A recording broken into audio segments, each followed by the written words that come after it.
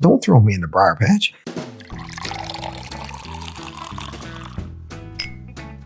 Hello, everyone, and welcome back to Bourbon Theory. I'm Josh. I'm Bill. And this is Maker's Mark Cellar Aged 2025. We have made it a mission this month of January, and honestly, some of this is going to fade into February, to get as many of these allocated bottles from 2025 that you got so lucky to find out on the channel. In North Carolina. Yes. In a store, on the shelf. Yes. Wilkesboro, ABC. Yeah. Honestly, Wilkesboro, North and regular Wilkesboro, fantastic places to go and find whiskey. Absolutely. Great people. Michael, Doreen, Adam, yes. All of the store managers there. Great people, nice people, willing to work with you, helping you, be like, hey man, I know we're kind of looking for these kinds of bottles.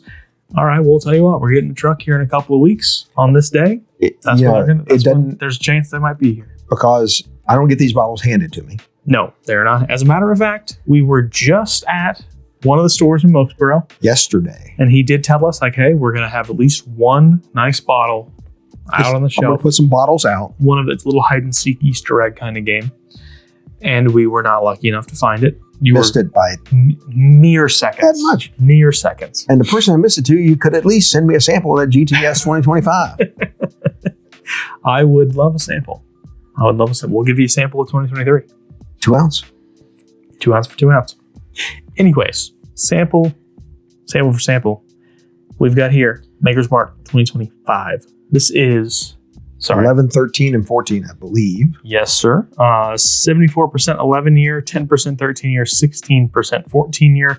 We're at 112.9 proof.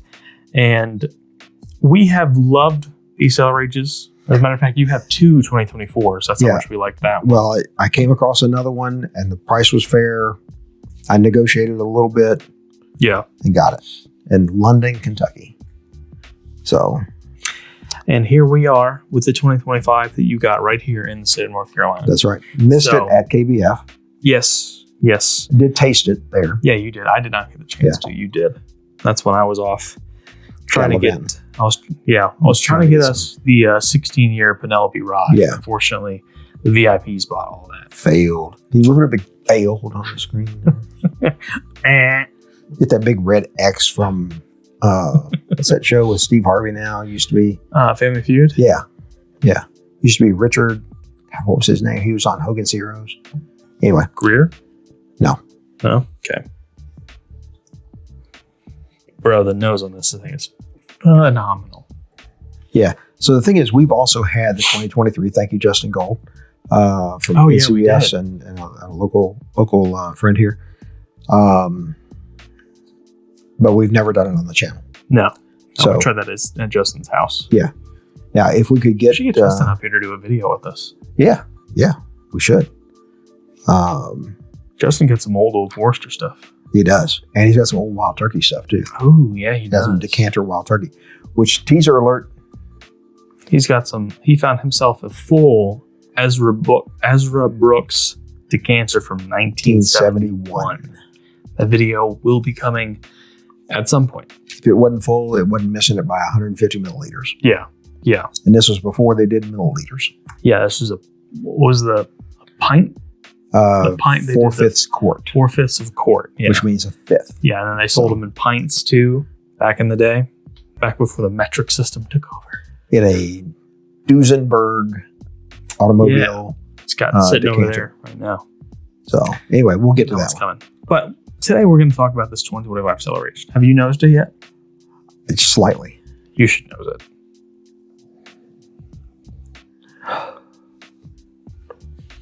Red fruit. I'm getting dark chocolate, raspberry, butterscotch, and cinnamon. So this noses a lot. Star Hill Farms? Like Star Hill Farms. I would agree with that. Chocolate covered cherries. Mm-hmm. This is dark. I mean. Oh, yeah. That's a insane color on that right there. It's darker in the glass than it is in the bottle. Honestly, yeah. Like I'm going to lie to him? No, never. You, yes. Next, what's that bottle? You ain't got a chance. This one will come out probably before all of those air. So. Yeah, so what's that bottle? Episode 60 or so. 42. You'll try really hard to stump me. To be honest, I have been, the last 10 I've done, I've probably got 6 of them right, and that cannot continue. No. There's 0%. That's why I said I'm going to start lying to that can continue. I'm just going to take those glasses off for a little bit. It's not like I can actually see you folks. Yeah, I left my glasses upstairs. It feels weird to not have them on. I can't see a dang thing. Because the other thing is, I think under these lights, my glasses, they're those transition lenses. I think they tend to darken down. A little bit? Yeah. I could see that happening, yeah. Yeah, and I don't want to rob you guys from seeing my handsome face. Yeah, thanks for getting the transition lenses so that I knew when I got my next pair, I knew to not get them. Get those, yeah. Yeah, I just got another pair of sunglasses. And I got the sunglasses too, so. Anyway. Boy. Dude, this nose is phenomenal. What are we drinking?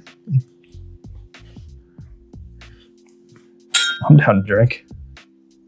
Everyone, if you have not subscribed already, we would greatly appreciate if you have. Thank you very much. That. Yes, thank you if you have. Also, in the description of this video, we have our Patreon. It is live. We have 2 tiers, probably at the time of filming this video, available to you. Go ahead and check those out. See if they interest you at all.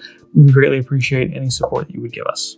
And, I was just thinking, because I just saw that Elon Musk hits $788 billion in worth. Dude, if Elon just I think we should different Patreon accounts. I think we should actually set up a $1 billion level. That's nothing for him. And it's a drop in the bucket. We'll get Elon to sign up. Elon, if you're out there, I'll take your money. Should we taste it? Yeah. Okay. So remember what I said when I tasted this at KBF. It was a little bit harsh. Yeah. Now, granted, at that point, I was tasting out of a thimble-sized plastic cup. And now you've got 2 ounces in a glass. I had been standing in line. This has been open for a little bit. God, I had been standing in line 2.5 hours. Doing some, all that kind of mess. Getting frustrated. If you don't know me. Very impatient. Yes. So there is a little bit of harshness here that is really the oak. Yeah. And it's there, but initially it's everywhere, and then it kind of shrinks. Quickly. It shrinks into a little sliver on the very end of the back palate. That raspberry note comes through. That little bitter dark chocolate thing is there on the mid palate. But there is a significant amount. You wouldn't expect it out of 11, 13, and 14. Yeah, year old blend here. But there is still a nice bit of that vanilla wheat grain. Yeah. And there's quite a bit of sweetness here. Oh, yeah. When I say vanilla wheat grain, I mean, that's like French vanilla bean. It's like style. I can't quite get cola here, but it's close. Oh, that's how dark it is for sure. For sure. And it's strong. It finishes long and strong. Yeah, remember where these have been aged is in the cave, essentially, that they built. Yeah. They carved it back in. Is it the entire maturation? It can't be the entire maturation of those barrels. They have to age in the rick house for some period. They haven't had the cellar built that long, have they? They were working on it in 2013, 14. So not quite. Yeah. Not quite. So maybe in future releases, it'll be 100% cellar aged whiskey. It's almost good for it to be out in those rick houses for a while. Yeah. I think the first few years, 3, 4, 5 anyway. Yeah, because most of their stuff is 6 to 7. Mm-hmm. I would bet that most of it sits in the rick house for 6 to 7, maybe and then, 8. Then gets moved, and then it gets moved to the cellar, and then that's where it finishes off. Where it gets maybe a little less of that cycling through the wood, but still enough. And then you get those darker, richer, dank style notes. So I might like this more than the 24. I was just going to say, I'm not trying to go back in my memory banks and pick this up.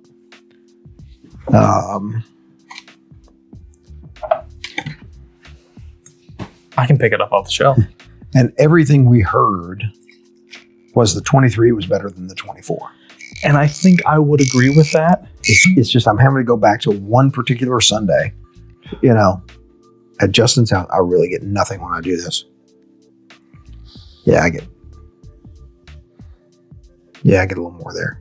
I think this is a little sweeter. So what's This one is 15% 12 year and 85% 13 year. So the average age of this one is older. Is older, yeah.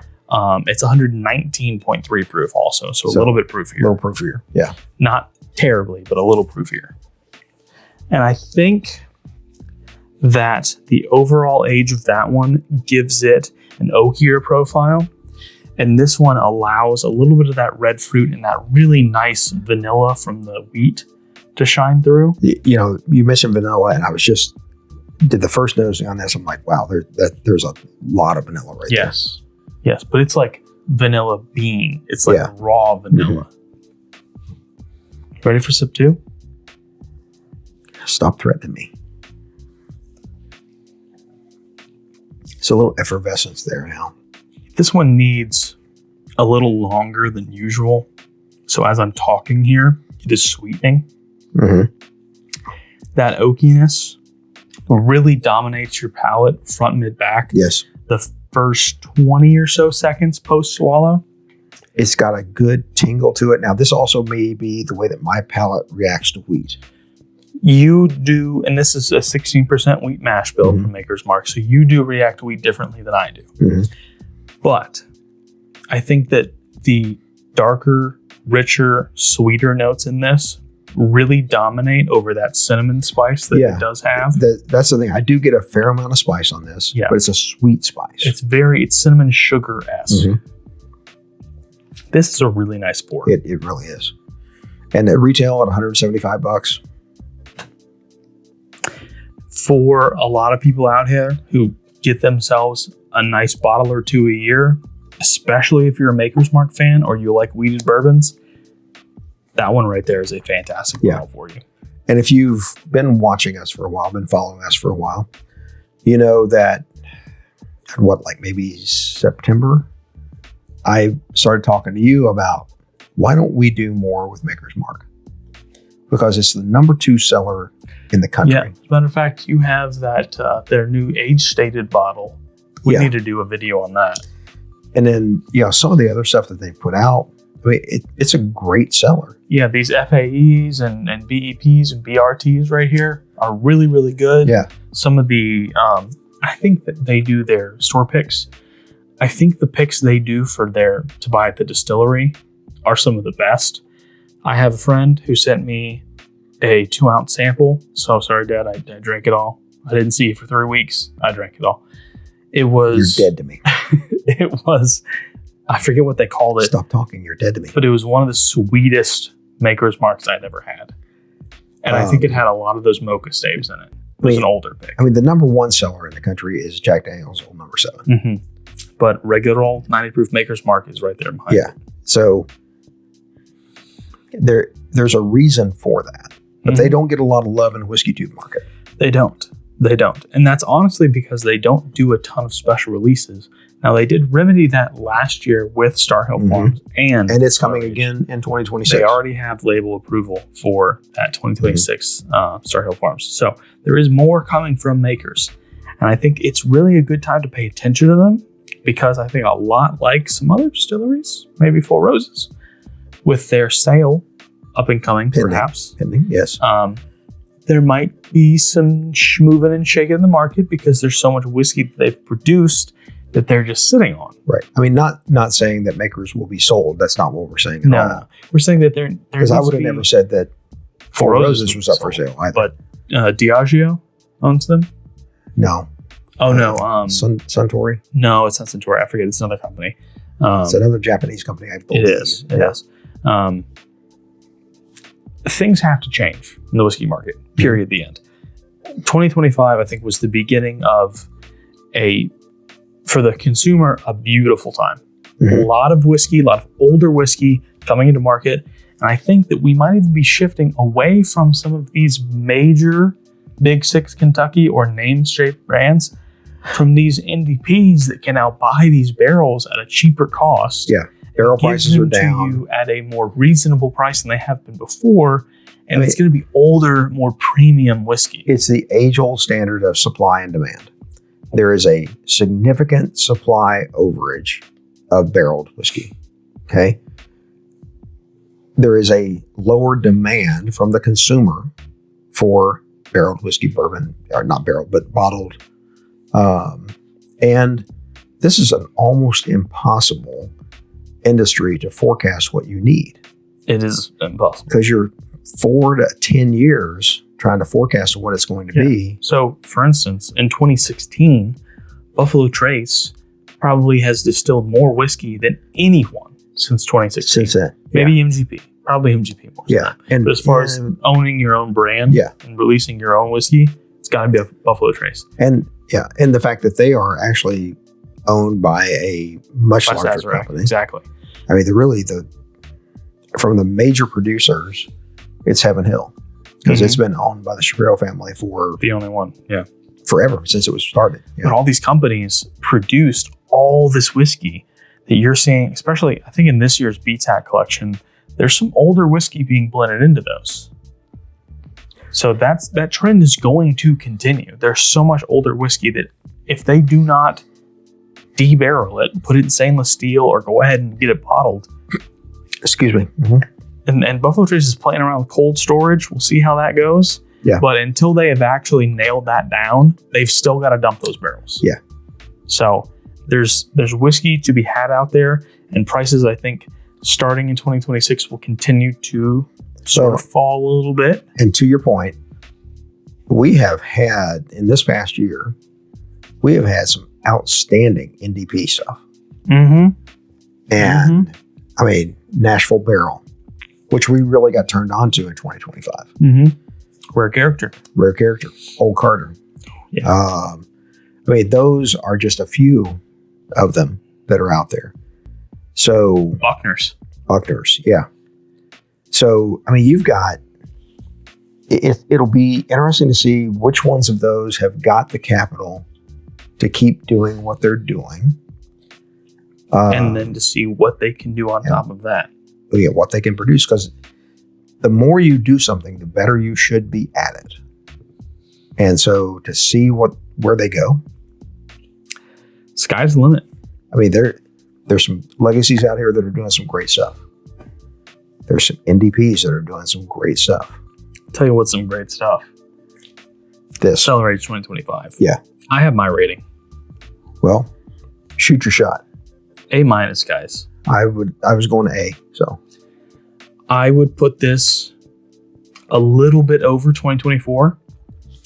And I think I would put this on par with 2023. Yeah, I'm glad to see it open a little bit. And again, like I said, at KBF, it was rushed. It was a very small sample. It was outdoors. It was hundreds and hundreds and hundreds of people around. Thousands of people. A little hard to get. You really had to go off your initial. Yeah. And my initial was harsh. Unless you were on the craft side and things were a little calmer. I don't know. Well, we definitely had the opportunity to sit and talk with those craft distillers and really break down their whiskey. And honestly, them. Can't wait till next year. Can't wait till, because I want to go for that and for Bourbon on the Banks. Yeah, we're going to have to make that a 2-week stay. Because it's 1 week right after another in most cases. We're going to be sleeping in a truck. Sleeping with family. That's why we need that $1 billion level on Patreon. We'll just have to go to Southern Kentucky and stay with family in the meantime. Yeah. Heads up. Love you guys. Really appreciate you. May not talk to you often, but here we come. Oh boy. So A- for 2025, Maker's Mark Cellar Aged. Highly recommend if you are a Weeded Bourbon fan. This is one of those special bottles you can purchase for yourself. I would highly recommend it. Yeah. Very, very, very, very good. I think this is a little bit better than Star Hill Farms. I don't know. I think Star Hill Farms is a little more well-rounded. That sweetness comes through a little bit more on it. So now that this has had some more oxygen on it, And Sarko Farms obviously had some oxygen on it. I'd like to do a versus or maybe a 3-way comparison. Review 2024. Oh no, we have to drink good whiskey. Stop it, Burr Rabbit. Things we do for Don't throw Uncle Tom, whatever it was. Don't throw me in the briar patch. Guys, thank you so much for being here with us today. And like great bourbon, our videos get better with time. As always, take care of yourselves.